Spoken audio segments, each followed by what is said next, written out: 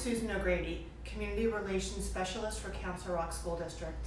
Today's conversation is designed to update you, our school community, on some really exciting upcoming district priorities and as a way to share and celebrate recent progress made.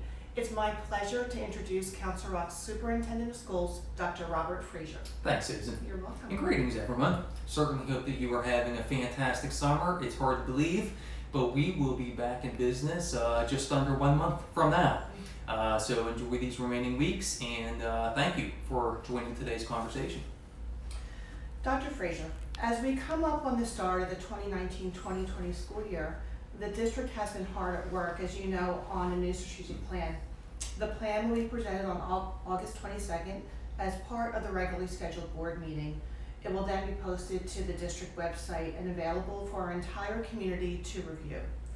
As we get ready to present the plan publicly, can you give us a snapshot of what the strategic planning process has involved? Sure thing.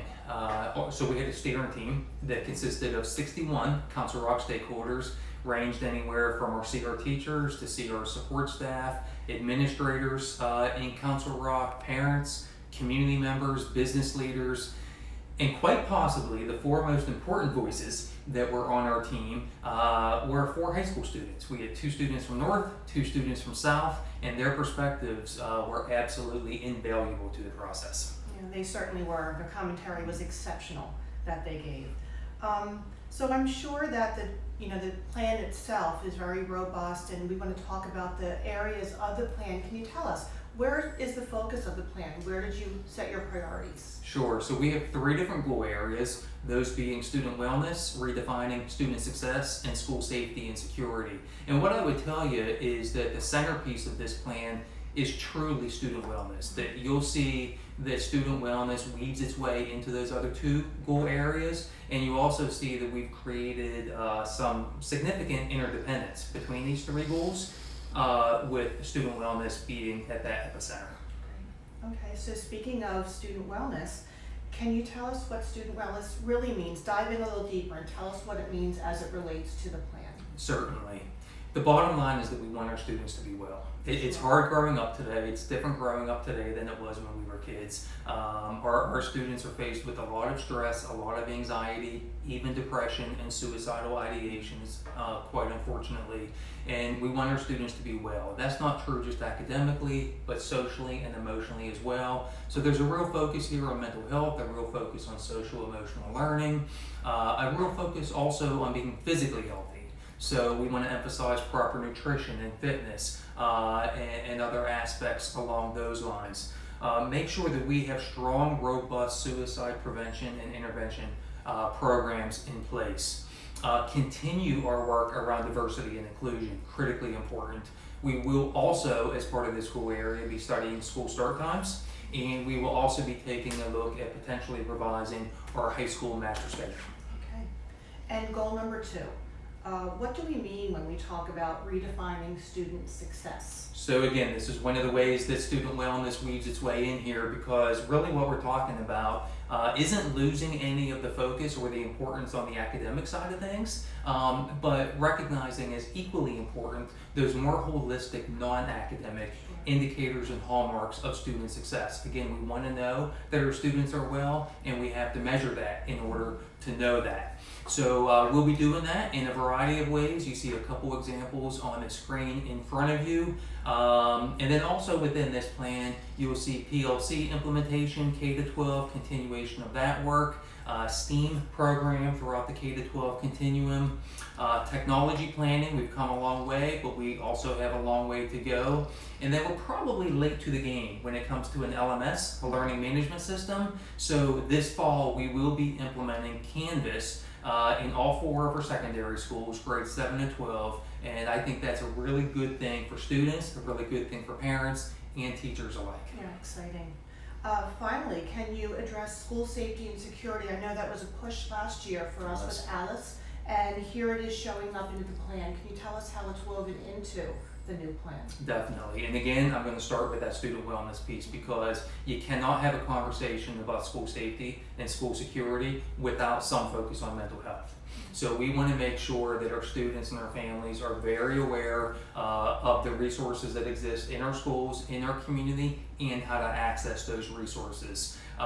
We also want to elevate our student assistance programs, make sure students know what they are, how to access them, make them easier to access. Continue with our ALICE implementation, which we started last year. We've already begun the process of securing our school vestibules, an example of hardening our schools. And then last but certainly not least is continued collaboration and partnership with our 4 local police departments and the other first responders here in our CR community. Great. So we've talked about the 2019-2023 plan and the important work ahead, and it surely is important from the sounds of it. In a moment, we're going to show some slides that show the really important and robust work that occurred prior to this. So can you give us a glimpse of the accomplishments that took place during that time span? My pleasure. I think it's important to celebrate our accomplishments. We are always seeking continuous improvement and systemic excellence, and I think we have a few things to be proud of since that last plan went into place in 2015. And first and foremost, to go to the academic arena, over these past 4 years, our Council Rock students have produced the highest advanced placement scores in CR history and the highest SAT and ACT scores in Council Rock history. And we all know the illustrious past and history of the Council Rock School District, so that's quite impressive indeed. From a technology standpoint, again, we want to continue to emphasize that in the upcoming plan, but also be proud of the fact that we've reached that 2-to-1 ratio Chromebook to students with full adult support through the technology integration specialists. I absolutely have to highlight our work in the arena of diversity and inclusion. Again, we have a lot more work to do, but we've also come a long way, and that is a great thing for all CR stakeholders. And then the last piece that I'll mention is a facilities plan. We've recently developed a long-range facilities plan. Essentially, it takes us out to the year 2030. At the start of this process is a new build for our Sloan, Achieve, and Twilight programs. So we've been leasing space for over a decade now, and those students, those programs will finally have a permanent home in a really good location and a really good facility. So very excited about that. And importantly, by the summer of 2023, all of our schools will be air conditioned. Yeah, we haven't been able to say that, and many of our students and teachers know that.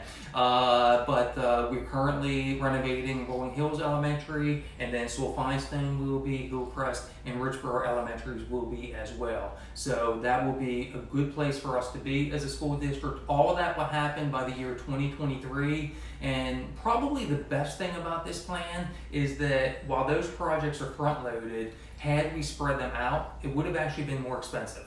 So this is getting our schools air conditioned and renovated as quickly as we possibly can at the lowest dollar amount possible. So that's a win-win. It's a win for the children of this community, and it's also a win for all taxpayers of this community, and we're really proud of that. Great. Well, thank you, Dr. Fraser. This is an important conversation to have, and I know that our community is going to love hearing about it. And we look forward to bringing you more information. I speak on behalf of Dr. Fraser when I say that in the coming months we'll be reaching out and sending information about progress made and new priorities that are coming on board as part of the plan.